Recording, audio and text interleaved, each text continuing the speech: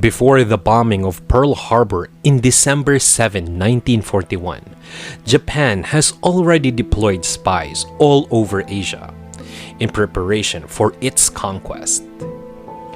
One particular spy was Segero Hasegawa, who went to one of the islands in the Philippines and lived amongst its people. Hasegawa was stationed in the island of Masbate in the 1930s, along with two other Japanese spies. People say he was an excellent carpenter and a friendly person, earning him the moniker Upong, the friendly Japanese, and worked all over the island of Masbate. He worked in Uson, Cataingan, Milagros, and even worked as a miner in Aroroy, a place well known for its gold mines. He spoke the local language fluently. He could also converse well in Tagalog, Bisaya, and was a fluent English speaker.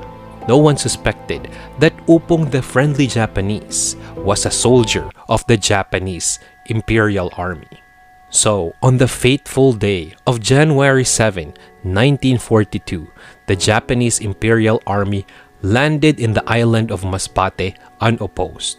They immediately occupied the Masbate Provincial Hospital and fenced the premises with barbed wire, most probably because of the local spies' intel.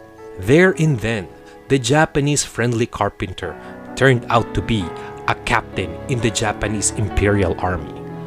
However, Hasegawa did not go into actual combat. Instead, he became an interpreter for the Japanese.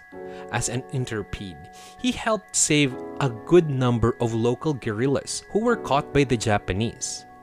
This feat did not go unnoticed by the Masbateños and treated Hasegawa as a hero instead. He then married a local girl from the island during the Japanese occupation. As the war raged on between the Filipino guerrillas and the Japanese, Mrs. Hasegawa gave birth to a baby girl on June 1943. She was named Diogina. But the Japanese occupation was about to take a turn when the American forces arrived in the island to reinforce the local guerrillas.